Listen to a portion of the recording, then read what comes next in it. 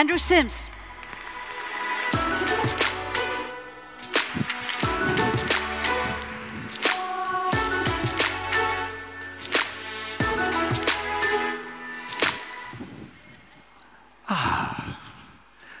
A slightly terrifying photograph I saw of myself.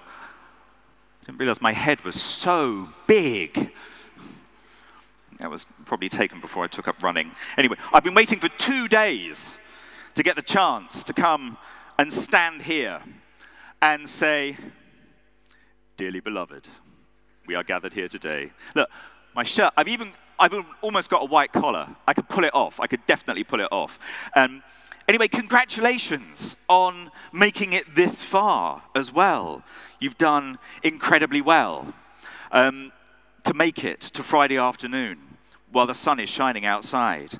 The thing about speaking last at an event like this is that you spend the previous 2 days sat with your notes, listening to all the other presentations, with a pen, striking through all the things which have already been said, which I've been doing for the last 2 days. And what I've got left written on my piece of paper is, "Thank you, ladies and gentlemen." So I think we'll move straight to questions. Anyway, it is really nice to be here. And it's really nice to be here because you might have noticed, you can probably tell from my accent that I come from England.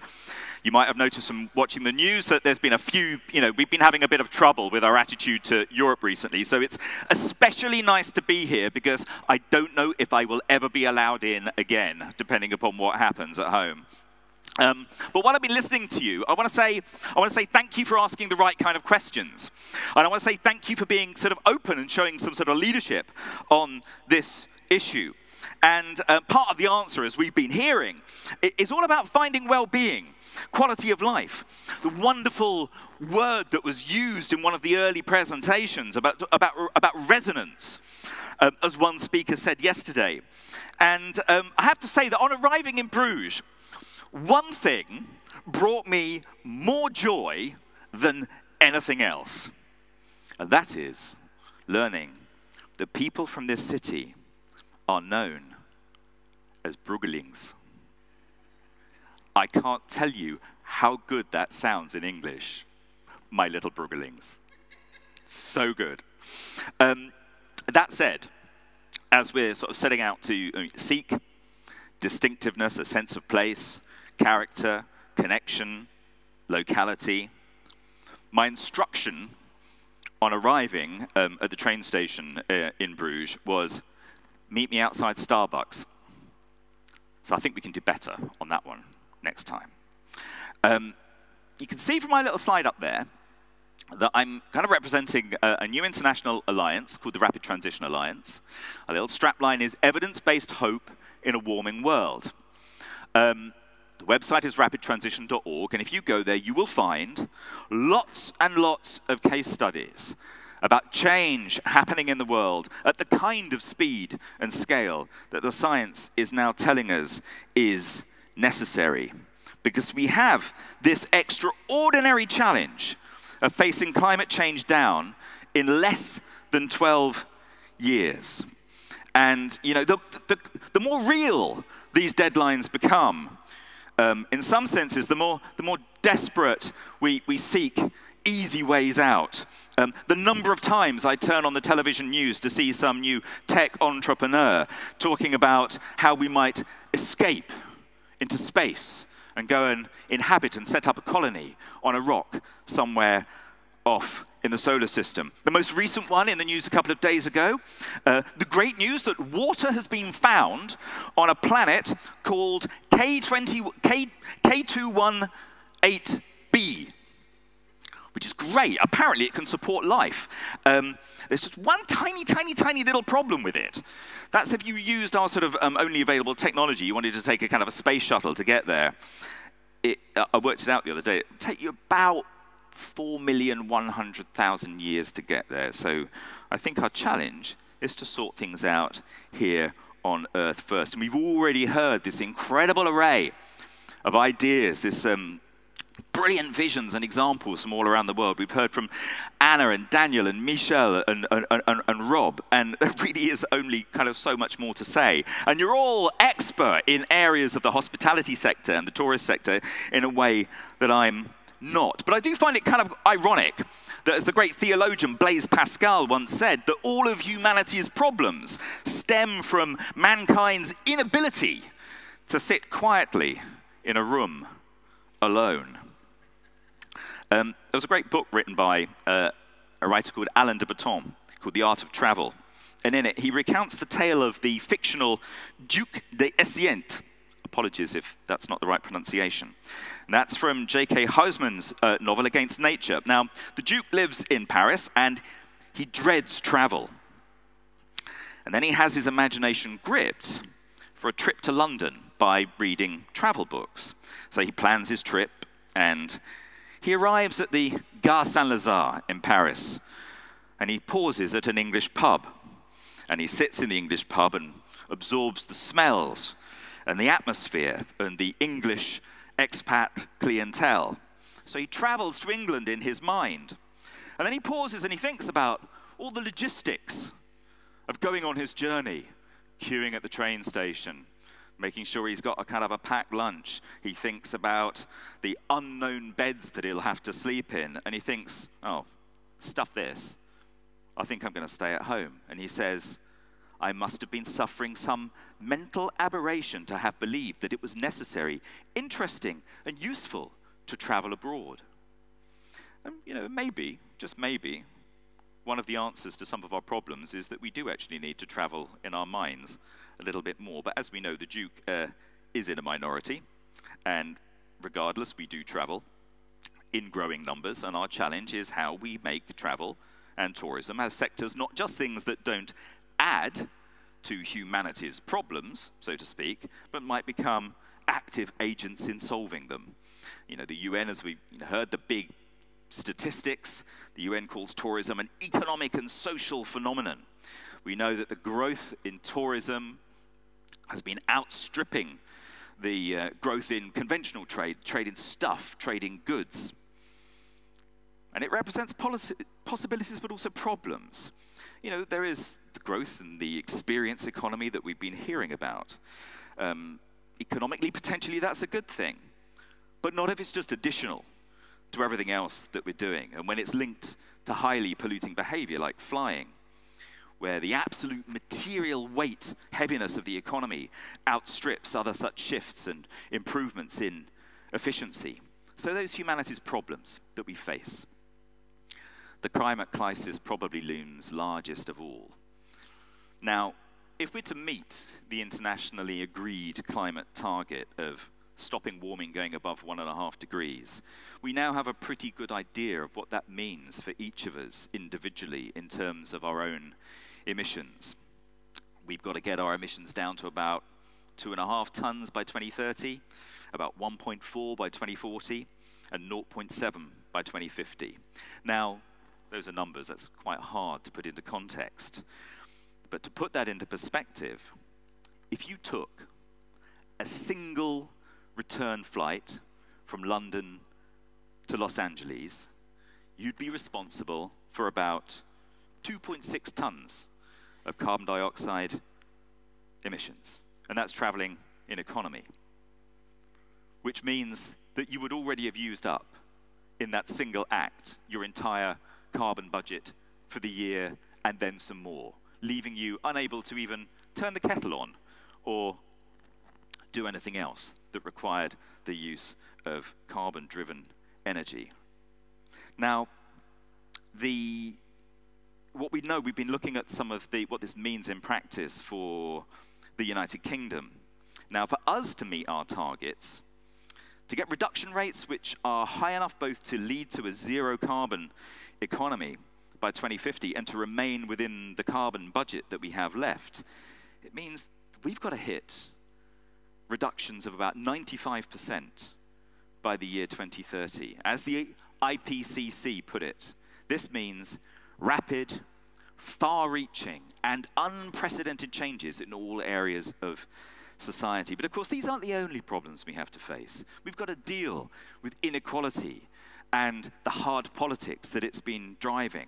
We've got to deal with the fact that since the 1970s, in almost all of the advanced industrialized economies, inequality has been growing. And we've got to deal with things like the well-being crisis, the crisis of mental health, the growth of loneliness.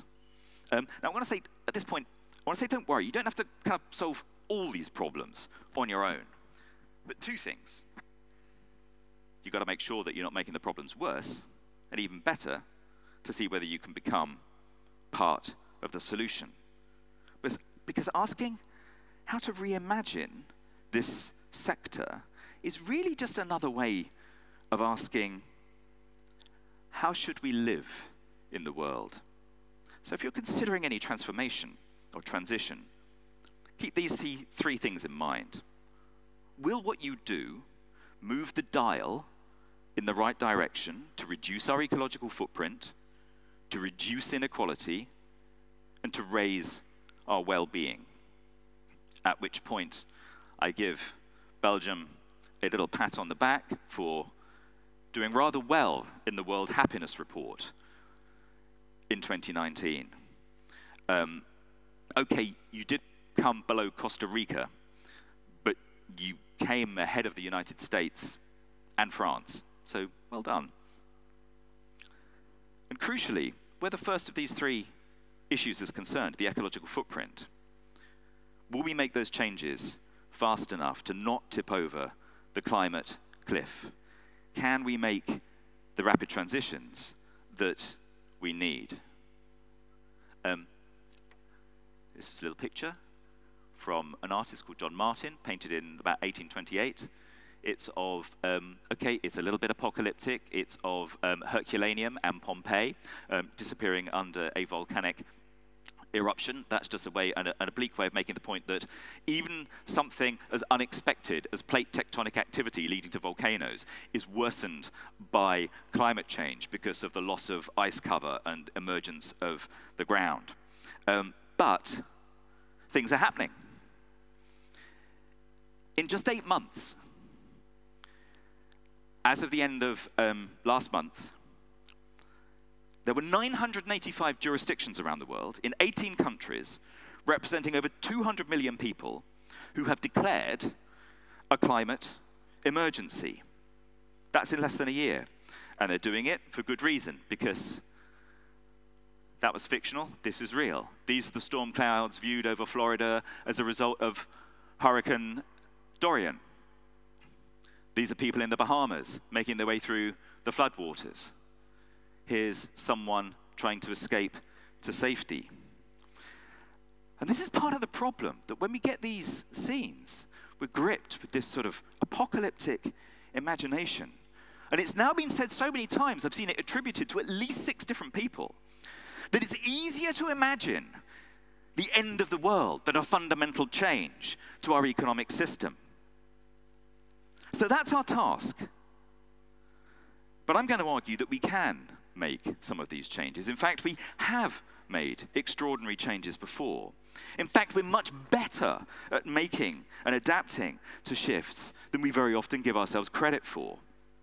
You know, it says in the Bible, here we are in the church, it says in the Bible, where there is no vision, the people perish. But what does this difference look like? So at a big level, you can refer to, well, I think one of the most interesting economists of the last century, John Maynard Keynes. He makes the point, rather appropriate for this sector, that ideas, knowledge, art, hospitality, travel, these are things which should of their nature be international.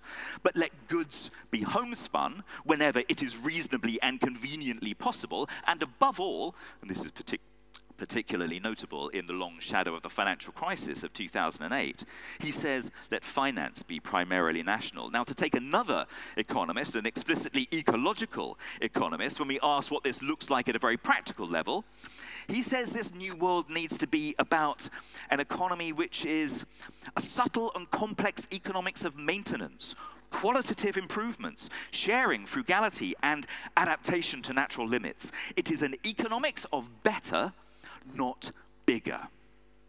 Now, I've tried to think myself into the shoes of people who are working in your industry. So I asked myself, we've had a few exercises in imagination over the last couple of days. I asked myself that, if I close my eyes and try to imagine the perfect break or holiday, what sort of things drift into my mind?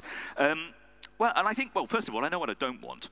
I don't want to be like human luggage dumped at an airport, or self-loading cargo, as the aviation industry charmingly calls us when we travel, waiting for luggage and miles from my actual destination. I don't want to be stuck in traffic on congested roads, or walking around streets where toxic vehicle fumes fill my lungs. I don't want to have my view obscured by advertising boards wherever I look. And I don't want to be in a place that's not at ease with itself, because maybe it's highly unequal, where you sense and see division and exclusion and inequality. And I definitely don't want to be confronted with just shops instead of real culture, and especially row after row of identical international chain stores. So as a little exercise in imagination, I thought, well, yeah, okay, let's tick through those. Now, if I want to go to a place which is clean of advertising, the visual pollution of advertising. If I want to go somewhere that's kind of car-free. If I want to go somewhere where the economy is organized to maximize the value of all those transactions and to capture and keep the benefit of that, so maybe it's got its own local currency. If I want somewhere where decisions are made in a participatory fashion. If I want somewhere which has got 100% clean renewable energy. If I want somewhere where perhaps, its tourism is community-owned and community-based. I thought, that sounds like a bit of a fantasy. Sounds like a little bit of utopia. I thought, well, hang on a minute. Sao Paulo, not exactly a party-pooping city. Back in 2007, they banned public advertising. And then I thought, oh, I remember, Oslo has decided to have its city centre go entirely car-free.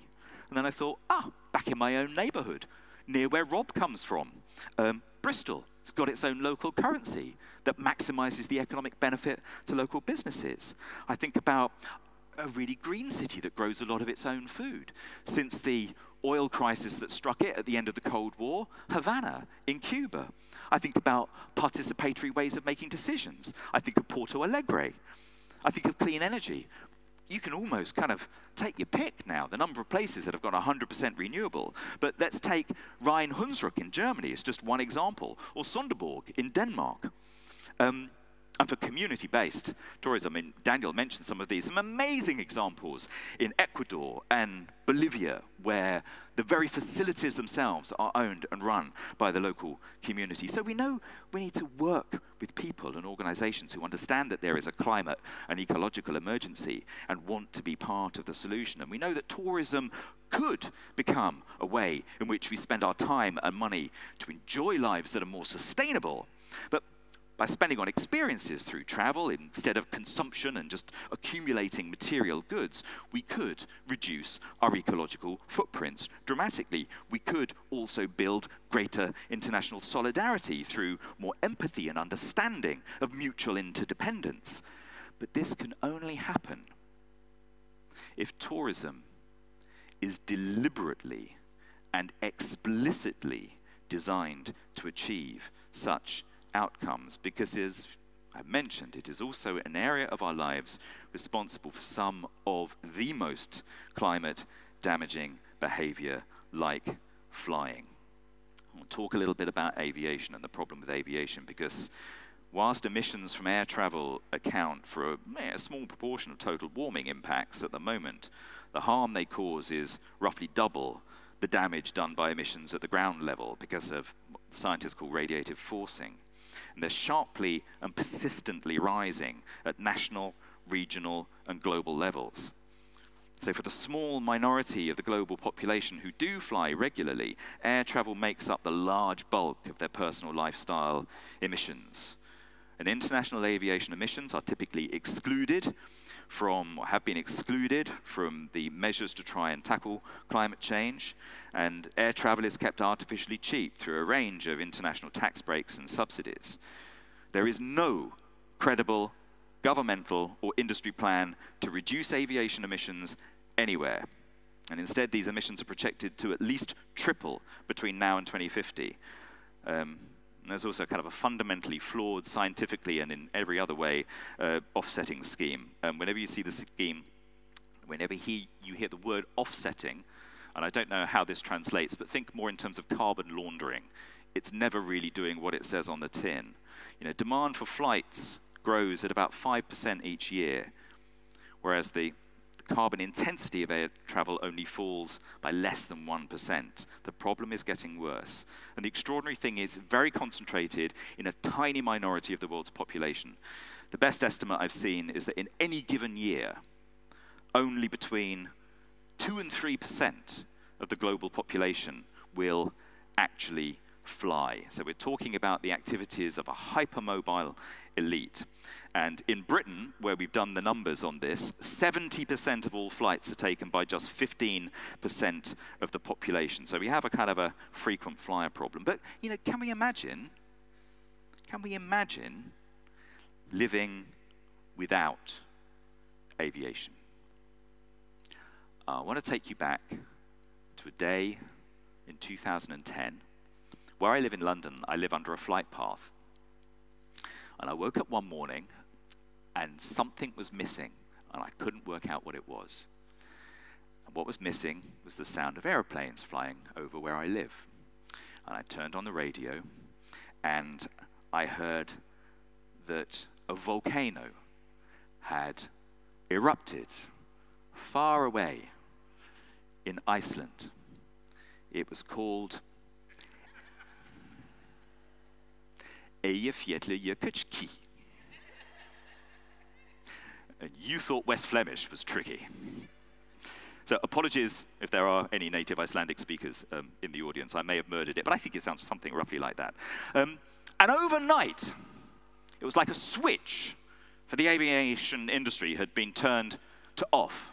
Something we'd come to take absolutely for granted was no longer available. And, you know, if you believe whatever he said about how we need and depend upon flying, you know, the sky should have fallen on our heads. But what actually happened was really rather interesting. Because, first of all, people adapted. They turned to social media. They car shared. They sofa surfed. They stayed with friends. Other transport networks put on additional capacity.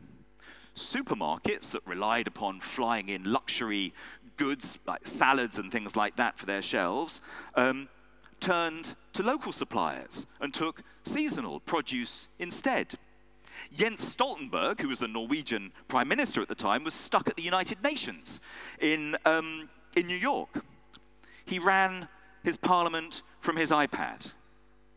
So all of a sudden, and for several days, quite unknown to us, we had all this adaptive capacity, this resilience that meant we could change almost overnight. Now, of course, had it gone on for much longer, we would have had to do many other things to make adaptation possible. But it gave us a glimpse of a future which will now be inevitable because of climate change, where flying becomes the transport option of last resort and not the easy break that it's been up to now. Now, transport is an interesting example because if we look back through history, we see other instances in which we have changed how we travel very, very rapidly.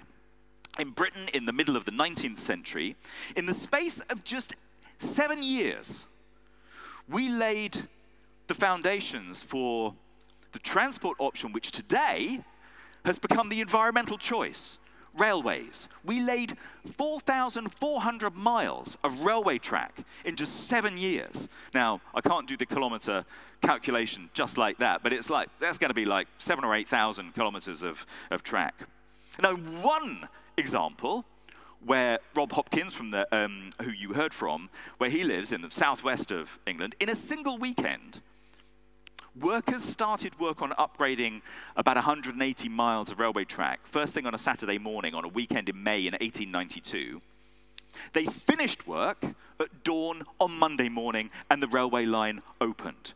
We were capable back then, when we didn't have computers and all that kind of stuff, of re-engineering our underlying superstructure, the kind of infrastructure that Michel talked about, upon which our lifestyle choices depend. And we did it like that. How did we lose the boldness and ability to make those changes? We can do that kind of stuff again. Now, there's other circumstances where there are external shocks to our lifestyles. We're hearing about the First World War earlier. I looked at what happened in Britain during the Second World War, and in a very compressed period of time, in just 6 years in Britain, we fundamentally changed how we lived and consumed. We used much less energy. We actually kind of ate less as well. But then strange things happened. We became healthier as a nation. Our life expectancy for people living non-combatants dramatically improved. Infant mortality improved. Maternal mortality dramatically improved. And even the experience of going through that transformational process laid the foundations for us to come up with a new social contract after the war. And we built the NHS, and we were capable of building over 200,000 social homes per year for decades afterwards under political administrations of both complexions. Now, okay, you might think, that's a little bit historical, but let's jump forward to some of the things which happened at the time of the financial crisis in 2007, 2008. Well, there, looking at another area of policy, economic policy changed almost overnight. You know, I come from England. It's the home of the kind of aggressive neoliberal Anglo-Saxon economies. Almost overnight, we renationalized most of our main high street banks. Overnight, we took the decision, having been told for decades that we couldn't afford X and Y and Z to help society, we found hundreds of billions of pounds to bail out the banks. Now, that money was very poorly used, but that money could have been used to pay for low-carbon transition, a reimagining of how our country ran. Now, in some interesting examples, in Utah in the United States, there was a Republican governor who had a real problem, couldn't afford, thought the municipality was going to go broke. So with only a few weeks' notice, he put all the public workers who were non-emergency workers onto a 4-day week. The mythical 4-day week. Well, it is where I come from, but we're looking forward to it. And they had the presence of mind to actually look at what happened as a consequence of doing that. And what they found was job absentee rates went down, staff satisfaction went up, people said they were having happier home lives. The public reported greater satisfaction with the delivery of services because they carefully thought out how to do it. And even though it wasn't the motivation, their carbon emissions came down in just a 6-month period by about 14%. So better quality of life, lower carbon emissions, a change delivered, again, almost overnight. Now, I talked a little bit about Sao Paulo and getting rid of advertising. Now, we know from a lot of the research on well-being that when we're not constantly bombarded by advertising, it's actually incredibly good for our mental health. And being bombarded by advertising is very bad for children's mental health and ability to forge relationships. It undermines our well-being, and the absence of it allows us to flourish more as individuals. But it's not just Sao Paulo that has made moves to kind of get that kind of visual pollution away. And that also, interestingly, was driven by a Republican mayor. But Paris, too, has introduced many more restrictions, especially near schools, on advertising. The Indian city of Chennai banned billboard advertising. Grenoble in France recently banned commercial advertising in public spaces in the city streets to enhance opportunities for non-commercial expression. Several hundred advertising signs were replaced by tree planting and community notice boards. The problem with those cars, well, we've just introduced in London an ultra-low emission zone. We've seen sales of diesel cars fall 40% in a year. We've seen, as a consequence of controls on pollution, saving approximately 4 million life years because of the improvements in air quality. Things can happen really fast. The first car-free day in a big city was announced in the year 2000 with just a handful of cities. By 2018, last year, there were now 2,000 participating cities in over 46 countries around the world taking part. There's a car-free day every Sunday in Jakarta. There's been one since 2012. Bogota's Ciclovia program sees roughly 1 million people participate every week in walking, cycling, and exercising on its streets. That's about 1 in 8 of the city's population. Their events are now taking place at least twice a year in 496 cities across 27 countries of a similar nature. And as I mentioned, Oslo, give them a round of applause, are going car-free in the city centre this year. Now, it's possible through doing things which seem kind of quite practical, like that, to have far more profound regeneration happening in a community. Medellin in Colombia, before 1990, there was no public space in Medellin. It was a dangerous place with a high crime and murder rate. And then they decided to change that and expand their public space. And what they found in just a couple of decades, that going from a situation that by doing that, the murder rate in Medellin fell from about 375 people per 100,000 in 1991 to just 20 in 2015. And what they did was extraordinary. They established a green belt which circles the highlands of the city, covering about 65 hectares. Footpaths, bike lanes, ecological restoration of native ecosystems, sustainable housing. They sought to include the communities living around the green belt, providing employment and educational opportunities. And as a consequence of that, and they introduced this kind of brilliant thing, which they deliberately set out to connect the most deprived communities with the very heart of the city. And they did it using a network. I think I might even have a picture of this somewhere. They used a sort of a, oh, no, that's Eyjafjallajökull. They used cable cars. And they mentally connected, they physically and mentally connected the different parts of the city.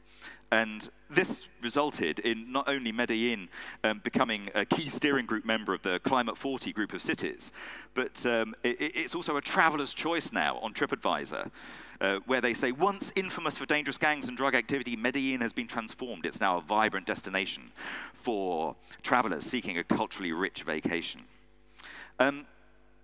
I was going to talk a little bit about Costa Rica, but I'm just going to say it really, really quickly, because Costa Rica has done the most extraordinary thing in terms of renewable energy. And not only that, one of the organizations I used to work for, the New Economics Foundation, we produced a measure which looked at life expectancy, life satisfaction, and ecological footprint, and we called it the Happy Planet Index, and Costa Rica came top of it one year.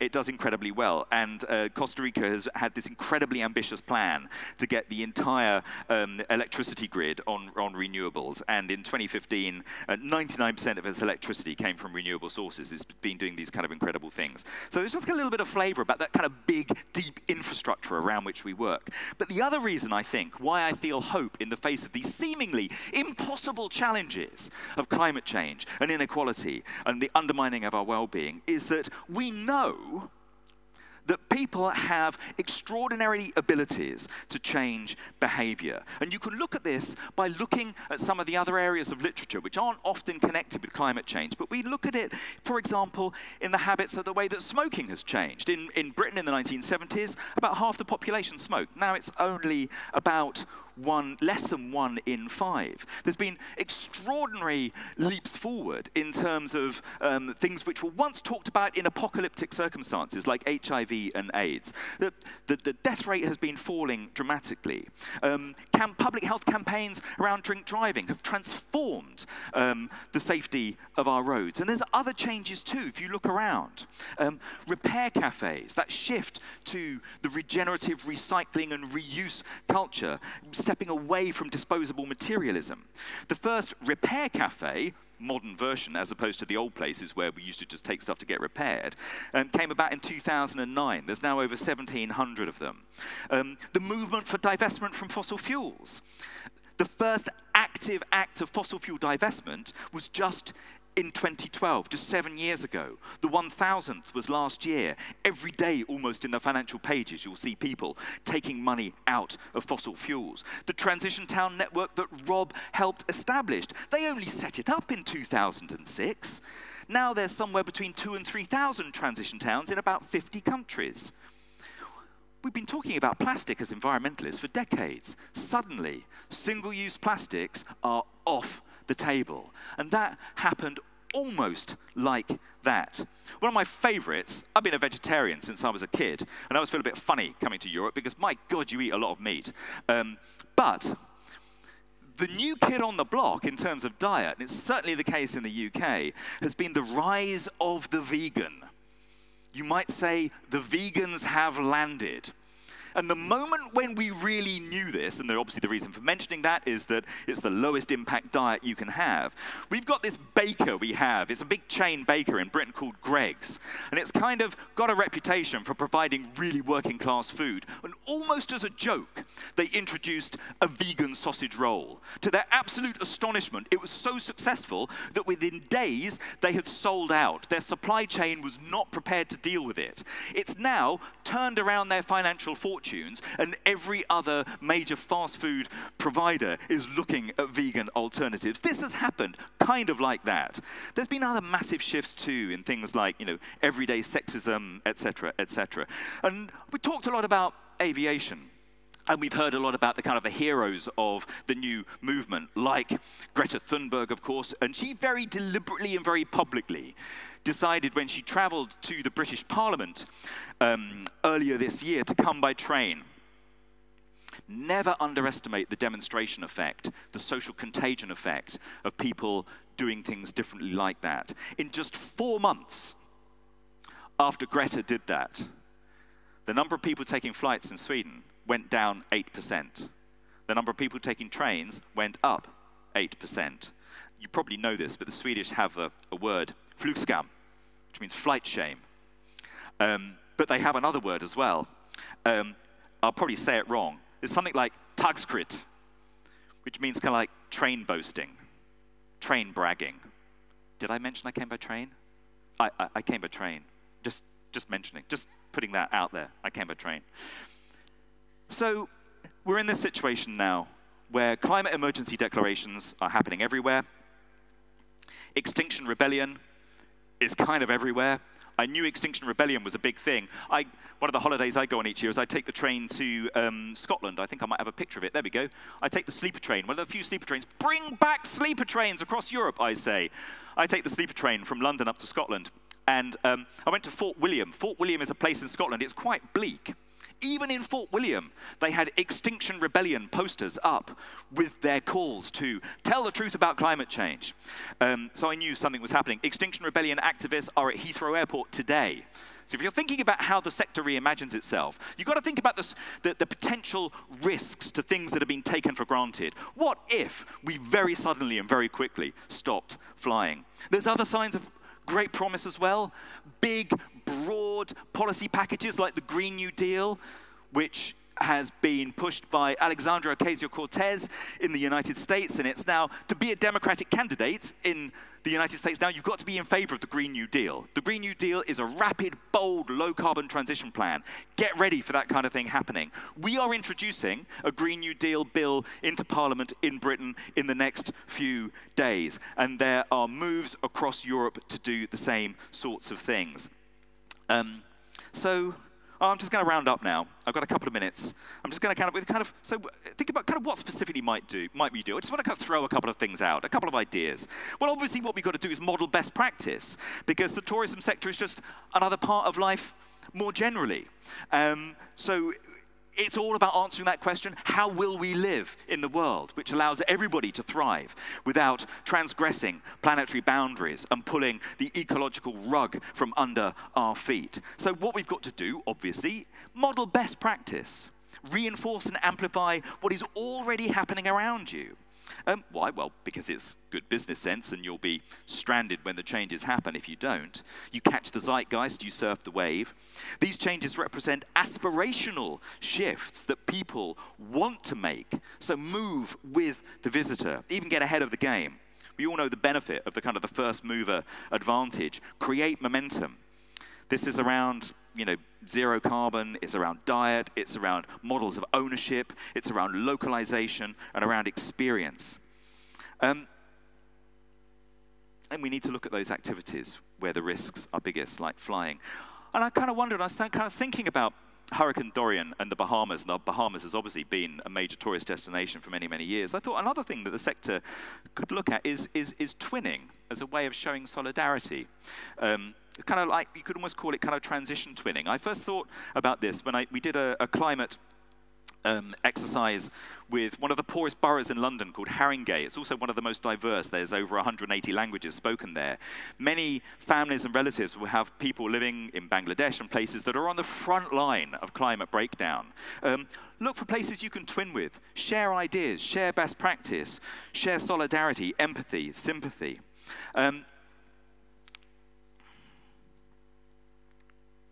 Now, it's a statement of the obvious that the places that people like to visit on a holiday are also among those places most vulnerable to climate breakdown. Whether it's hotspots in cities and heat waves or flood-prone coastal resorts, ski locations losing snow, etc. But we can build greater international solidarity through greater empathy and understanding of our mutual interdependence. And I love the idea that's come through over the last couple of days about one of our greatest challenges is managing expectations. I love the idea of the modern pilgrimage. And of course, the thing about long-distance travel, the thing about the pilgrimage, is that it's something you don't do every year. You maybe do it once in a lifetime, twice in a lifetime. What I wanted to kind of finish with is just to say, first of all, that with the richness of knowledge and understanding in this room, we'd love to hear from you. For the Rapid Transition Alliance, any stories you have of changes that have been happening quickly that you'd like to share. We're an alliance of now sort of about 50, 60 international organizations working at all kinds of different levels. We'd love to tell your story, so please get in touch, and you can get in touch via the website. It's time for us to start imagining the world afresh and see those opportunities for change. We need belief and we need hope. This year is the 150th anniversary of Mahatma Gandhi's birth. Gandhi said, "I do not want my house to be walled in or my windows blocked. I want the cultures of all lands to be blown about the house as freely as possible. But I also refuse to be blown off my feet by any." And my final thought I'd like to leave you with is this idea that we must have the confidence of our convictions. We must believe in the possibility of change. We know it's there because change has happened before. It will happen again. It's down to us to condition how it happens. So really, as a last thought, Bruggelings, I'm going to leave you with the words of, I think, one of the best writers writing at the moment, a woman called Rebecca Solnit, who wrote a book called Hope in the Dark. I really recommend it. It gets the perfect balance between being realistic about the scale of the challenge we face, but believing firmly in our resilient ability to deal with it. And she says this. She says, "Hope is not a lottery ticket you can sit on the sofa and clutch, feeling lucky. It's an axe you break down doors with in an emergency. Hope should shove you out the door because it will take everything you have to steer the future away from endless war and from the annihilation of the earth's treasures and the grinding down of the poor and marginal. To hope," she says, "is to give yourself to the future. And that commitment to the future is what makes the present inhabitable." Thank you for listening.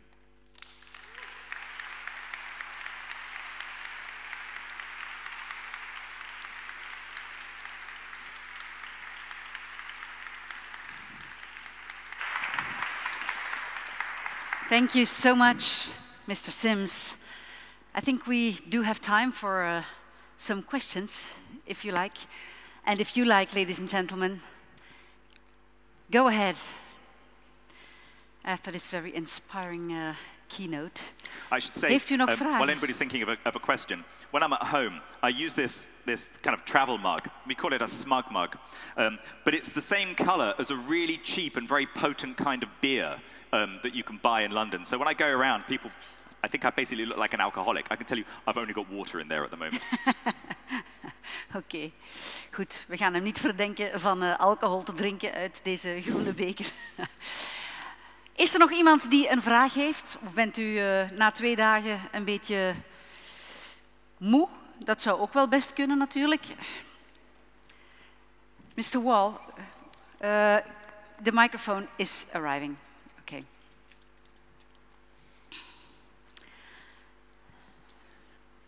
Thank you for this really inspiring talk.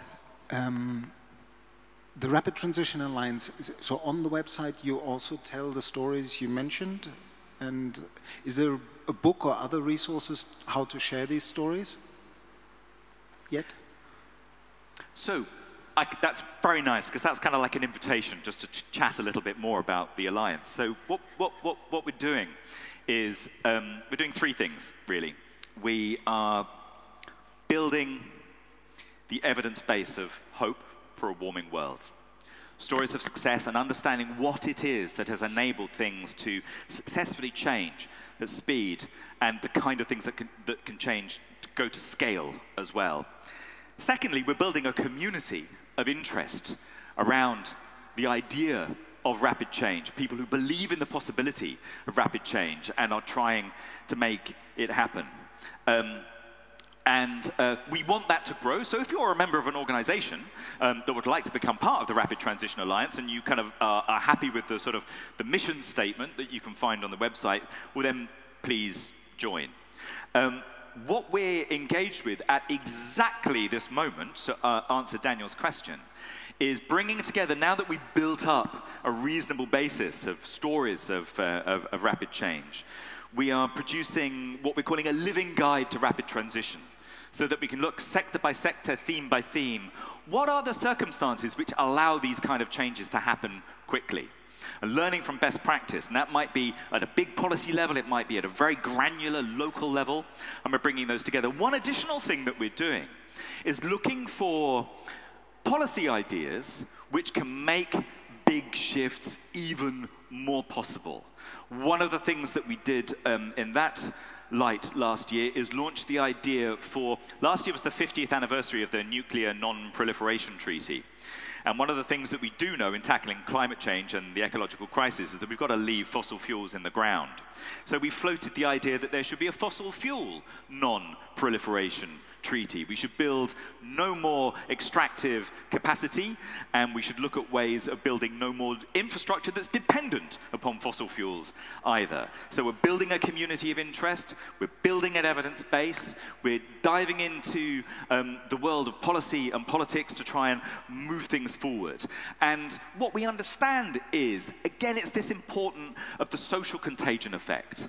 It matters most of all, almost above anything else, that we talk about what we're doing with this. Because the more other people hear it, the more they will talk about it too. And you never know the moment when you get to the inflection point, the tipping point, where what used to be unimaginable suddenly becomes the social norm. I would say we're seeing that around flying at the moment. I predict that in a very short period of time, flying will become something that we sat there thinking, what were we thinking? Anyway. Okay. Thank you.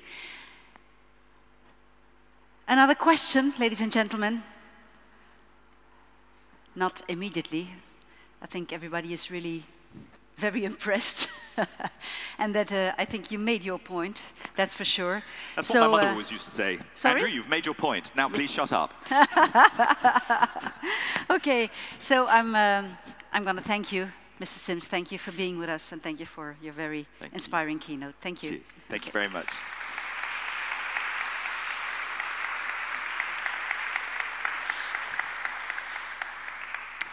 And to complete this summit, I would like to invite Anna Pollock and Michel van den Riesen on the stage, because they do want to share their conclusions with you.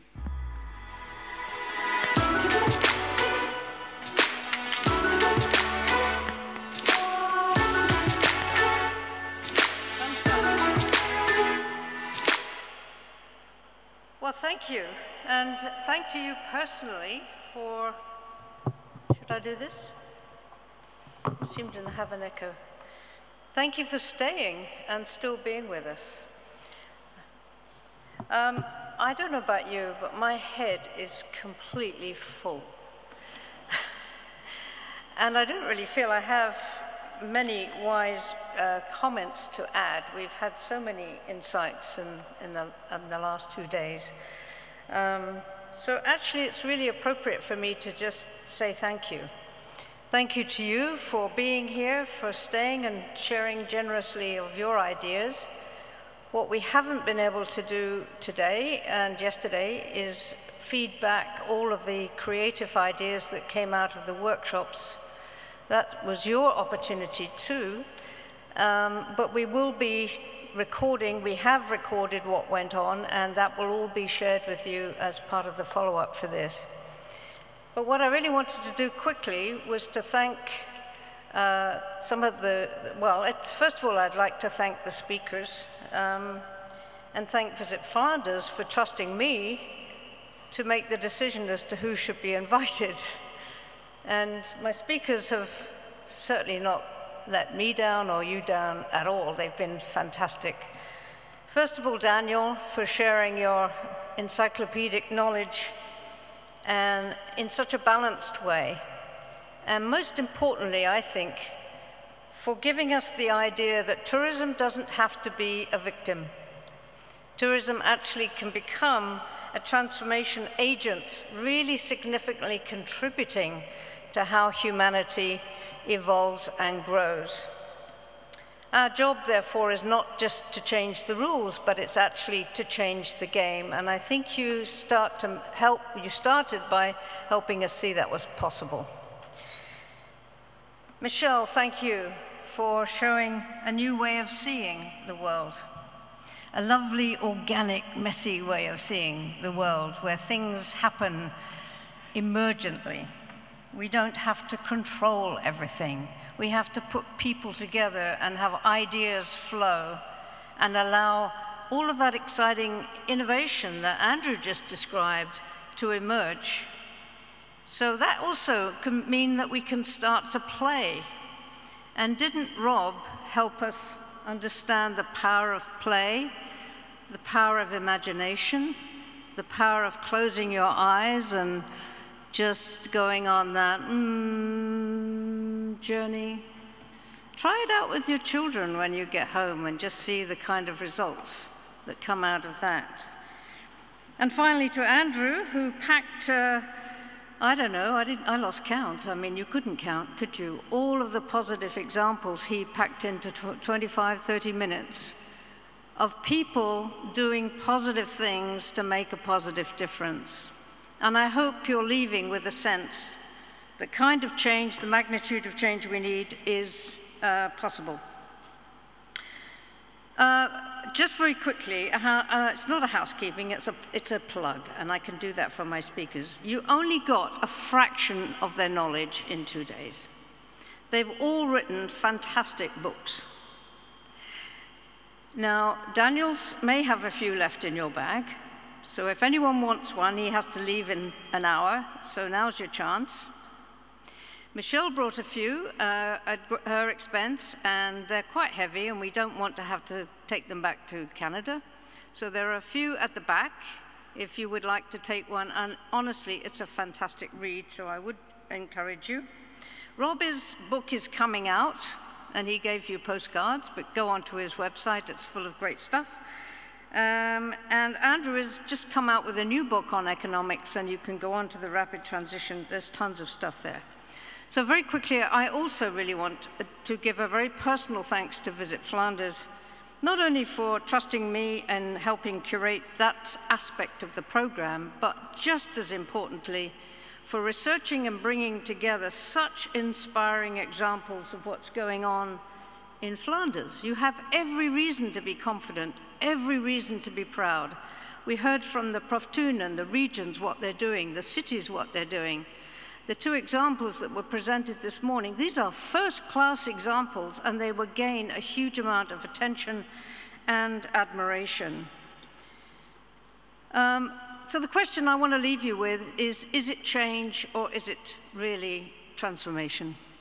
And what I loved about this book, and this was again created by Els Meerschert and Marianne Chapman and a couple of other people, and forgive me if I'm not naming you, Sarah from Supermoon, who did the creative. This beautiful travelogue is nothing been like this created in a tourism conference before.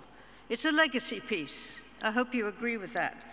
But on page 37, you have a wonderful picture of a caterpillar, and the quote that says, "What the caterpillar calls the end, the rest of the world calls a butterfly." So as my parting piece, I'd like to tell you the story of the caterpillar. It's a story from science, because we never did understand how you could get this slug of an animal on its belly turn into a fluttering butterfly. And this is how it happens. It literally lies on its stomach and eats its way through life until it can't eat anymore. It's stuffed. And then, of course, like all of us after Sunday lunch, it wants to go to sleep. So it does. It hangs itself upside down, and then it builds this amazing cocoon. And the caterpillar goes to sleep. Now, inside that caterpillar are little imaginal cells, parts with different DNA to that of the caterpillar. They've been there all along, almost sleeper cells, if you like. They start to wake up. And the caterpillar's body starts to reject, and it kills them off. One over here, kill it off, kill it off. Its immune system's doing what it was designed to do. But these imaginal cells keep popping up, and then they start to hold hands. They pop up and they hold hands. And the immune system of the caterpillar cannot get rid of them anymore. And when all of those imaginal cells, those individuals, finally are fully joined up, strangely enough, a new form is there. It's the butterfly. And it now has the strength to break out of the cocoon and fly away. Now, I think that's the most beautiful story. I think it's the most powerful metaphor of where we're at in tourism as humanity on the planet. And with that, I'm going to pass over to my good friend, Michel. Thank you. Dank u, Anna. Ja, allemaal. Ik ben, zoals ik in het begin gezegd heb, ook maar een jongen uit de sector. En toen we hieraan begonnen, samen met Anna, had ik zowat de vraag, gaan we met een goed gevoel na die 2 dagen in Brugge naar huis vertrekken. En ik denk en ik hoop dat dat voor jullie allemaal, voor mij is dat alleszins toch zo, dat dat het geval is. En dat wij allemaal een beetje die cellen zijn die misschien in die rups nog gevangen zitten, maar dat we wegvliegen als die vlinders. En ik heb daarvoor een paar gevoelens die ik nog eventjes wil meegeven als afsluiting. Verander vanaf vandaag uw taalgebruik. Er staan een aantal tips daarvoor in het boekje Reizen naar Morgen. En ik heb een tweetal die ik zo naar voren wil brengen. Ik hoor, en wij doen dat als Vlamingen vaak, wij zeggen dikwijls naar de toekomst toe. En iets toedoen, dat is iets sluiten. Hè? Laat ons vanaf vandaag zeggen naar de toekomst, want anders sluiten we die af. Verander het taalgebruik. En een tweede is, laat ons stoppen, wij dan, met te spreken over de toeristische industrie. Want het is die industrie die eigenlijk die machine is waar Michel ons over praatte. De machine van fast money, bad products. En daar moeten we uit. Dat is onze opponent. Want wij zijn hier vandaag een beetje de grond aan het leggen, de wortels van misschien wel een maatschappelijke toeristische beweging. Een tegenbeweging tegen die industrie. En wij willen andere dingen naar voren brengen. En we hebben geleerd, denk ik, dat in de job waar wij zitten als toerismemaker, dat daar zoveel raakvlakken zijn met heel die samenleving. En dat is toch wel iets belangrijk om mee te nemen. Het tweede punt, voor uzelf en voor mij ook, wij moeten durven te veranderen. Hè? Doe een inspanning om anders te kijken, om meerwaarde te realiseren. Het is hier vaak gezegd vanuit ons eigen DNA. We zijn trots. Ik heb hier veel mensen met fierheid en trots over hun job horen praten en over de uitdagingen waar ze voor staan. Doe dat ook. Wees creatief, met veel verbeelding en wees koppig.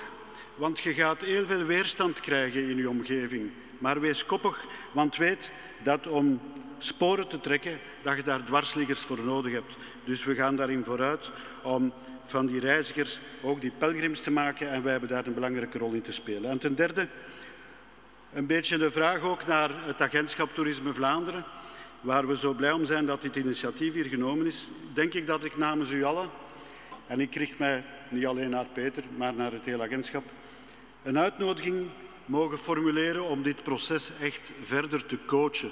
Dat dit niet stilvalt na vandaag. En dat we kunnen gefaciliteerd worden in het uitbouwen van zo'n maatschappelijke toeristische beweging met die grote transformatie waar we allemaal als vlinders onze rol in spelen. En voor Toerisme Vlaanderen, denk ik, is het ook belangrijk van de relatie tussen global en local om dit ook in het oog te houden. Doe het met heel veel locals. Maak een netwerk, ook internationaal, want ik ben ook blij dat hier mensen waren van over de grens. Inspireer ons, maak een kenniscentrum om ons te versterken. Breng ons samen, creëer condities om dat allemaal mogelijk te maken. En misschien pas ook uw structuren aan om dit op korte termijn, om Toerisme Vlaanderen ook wat te transformeren in dit traject.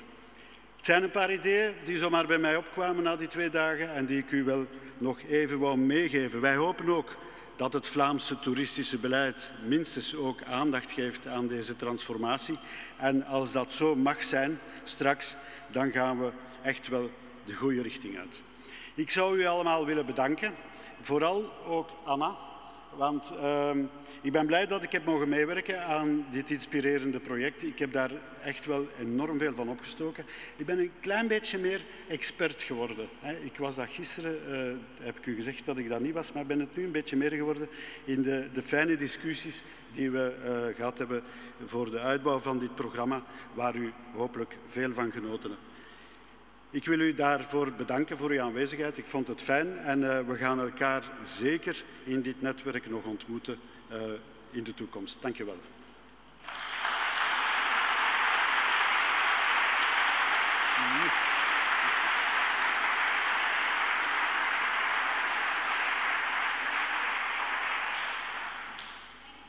Anna, thank you so much. Michel van den Driessen. Wie ook nog heel graag een woordje tot u wil richten is de sterke man, zoals we hem noemen, van Toerisme Vlaanderen, Peter de Wilde.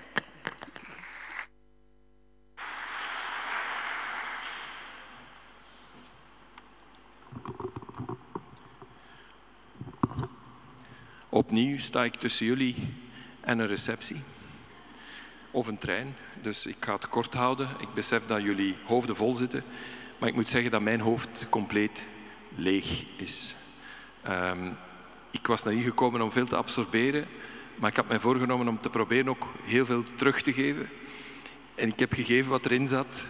En nu is er terug veel plek om heel veel nieuwe dingen opnieuw de komende weken en maanden mee te nemen.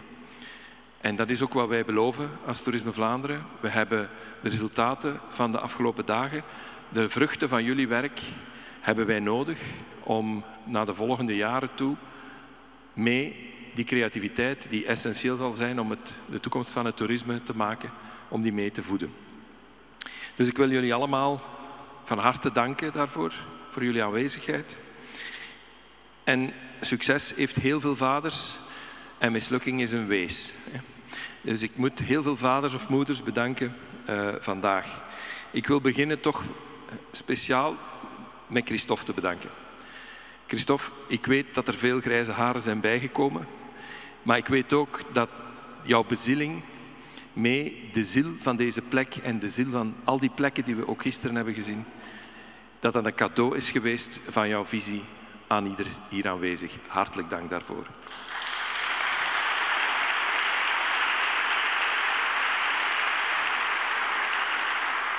Ik wil Jeffrey van Hulle graag bedanken, van de event-organizer, zonder wie dit allemaal veel moeilijker zou geweest zijn en die ook als fiere bruggeling ook het beste van zichzelf heeft gegeven.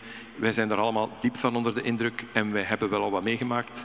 Dus Jeffrey, ook jij en je team bedankt. Ik wil de mensen van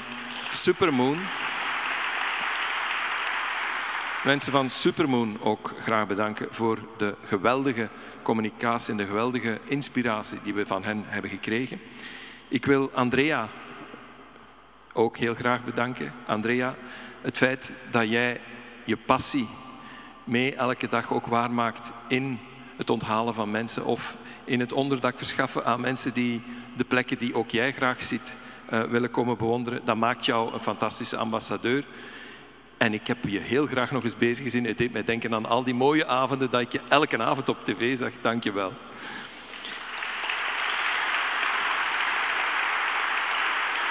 Wie we veel te vaak vergeten, dat zijn de jongens achteraan en de jongens hier achteraan. Jongens en meisjes. Want de tolken horen daar ook bij. Ik wil onze tolken die ons vertolkt hebben wat hier gebeurd is. En de techniekers die ervoor gezorgd hebben dat die klank tot bij jullie is geraakt. En jullie ook heeft geraakt, hoop ik. Die wil ik ook van harte danken.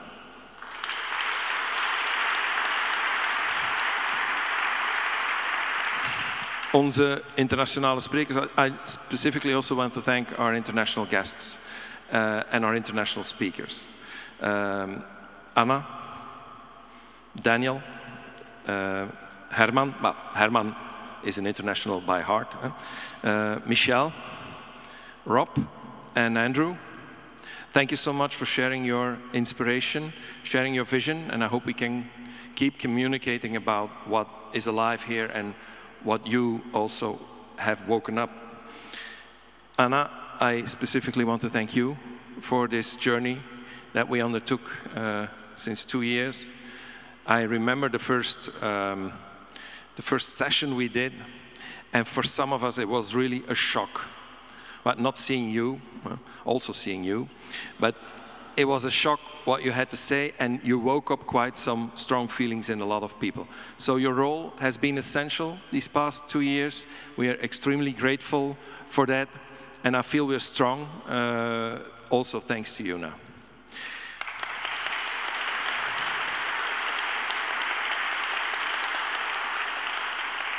Ik denk, en dan ga ik er nu, en dat is geen teken van ondankbaarheid, maar een teken van dorst. Ik ga er nu proberen iets sneller door te gaan. De moderatoren en de sprekers allemaal bedanken. Heel in het bijzonder onze lieve collega's van de proeftuinen, omdat ik weet dat zij eigenlijk de pioniers zijn die in de frontlinie zijn gaan staan. Ik mag ook de stad Brugge en de vroede vaderen en moederen van deze stad, burgemeester en schepenen, niet vergeten om hen te bedanken voor de warme ondersteuning en voor de visie die ze eigenlijk ontplooien, want het is een visie die op één lijn staat met die van Toerisme Vlaanderen. Ik wil onze collega's van Toerisme Brugge een hart onder de riem steken en zeggen dat we de komende jaren bij alles wat we gaan meemaken, dat we er samen voor staan en dat we er ook samen zullen doorgeraken. Ik wil alle 4 plekhouders die we gisteravond hebben gezien, ook bedanken. Ik weet niet of ze hier zijn, maar ik weet zeker dat Jeffrey dat zal doorgeven. Ik denk dat de ervaringen die we gisteravond hebben gehad een verrijking en een illustratie waren met de boodschap die we willen brengen, dat het passioneel delen van de ziel van een plek, dat nu is waar wij allemaal in geloven en mee bezig willen zijn. Ik wil alle ondernemers die hier zijn heel expliciet bedanken. Ik weet dat dat niet evident is van jullie zaak 2 dagen achter te laten of 1 dag achter te laten. En ondertussen natuurlijk hier te komen inspireren, maar ondertussen moet er ook wel brood op de plank komen. Dat is niet evident. Wij beseffen dat en wij hopen dat jullie daar ook iets van meerwaarde uit mogen meenemen. Alle politici, alle beleidsmakers, dank jullie wel. En het is nu ook voor een stuk aan jullie om die ambities te gaan waarmaken. Alle toerismeprofessionals hier aanwezig, alle kennisinstellingen binnen- en buitenland. En ik sluit af met mijn team van Toerisme Vlaanderen. En zij weten dat. Ik ben er altijd een beetje emotioneel van. Maar zij worden heel weinig bedankt. Ik vergeet ze heel vaak in speeches. En daarom wil ik ze ook eens expliciet bedanken. Ik zie jullie graag. Dank je wel.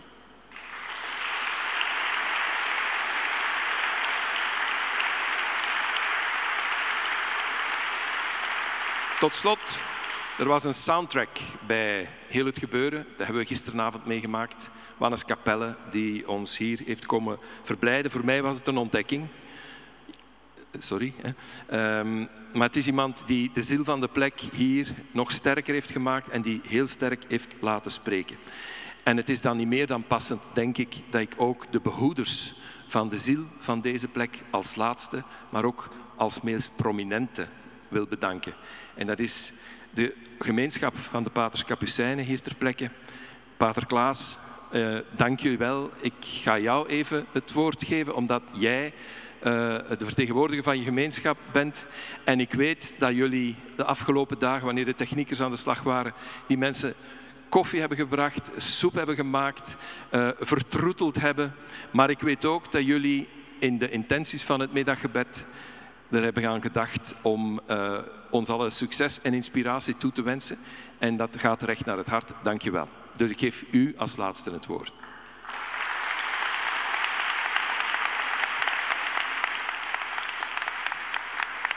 Dank je wel, Peter.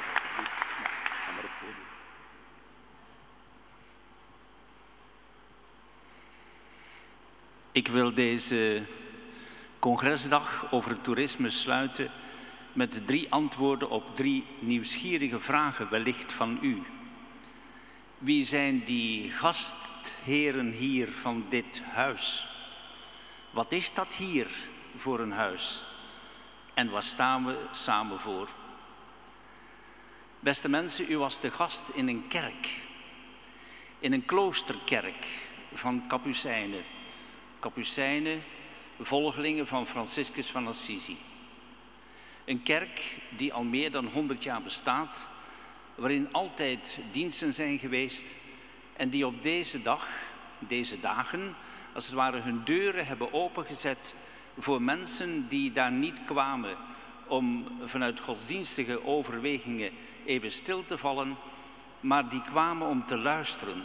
Te luisteren, wat betekent het een mens te zijn in de toeristische sector, een mens te zijn voor deze wereld. U was de gast bij Capucijnen. Capucijnen, ik mag de huisoverste zijn van hier, zijn volgelingen van Franciscus.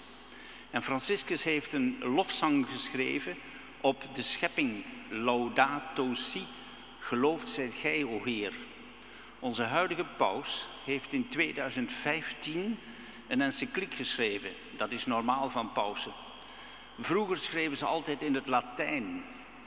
Onze huidige paus, Franciscus, schreef voor het eerst zijn encycliek in het Italiaans. Met als titel Laudato si, overgenomen van Franciscus van Assisi. Lof aan God Heer voor heel uw schepping, dat wij broederschap mogen worden. En hij schreef, de ondertitel van die encycliek was, om de zorg voor een bewoonbare wereld. Ik denk dat u mensen uit de toeristische sector als het ware iets hebt van broederschap vormen. Mensen bij elkaar brengen rond het mooie en het schone. Mensen in kleine sectoren, segmenten als het ware bij elkaar brengen om het schone en het goede en het waarachtige van mensen naar boven te laten komen. Ik heb al 2 vragen beantwoord. Waar bent u geweest en wie was de gastheer? En het laatste heb ik zojuist beantwoord. Waar staan we samen voor? Voor een bewoonbare wereld. Ik dank jullie. Ik dank jullie dat je hier in onze kerk, in deze gewijde ruimte, als het ware met elkaar hebt gesproken over hoe maken wij deze wereld bewoonbaar vanuit onze visie en vanuit onze taak. Dank u wel.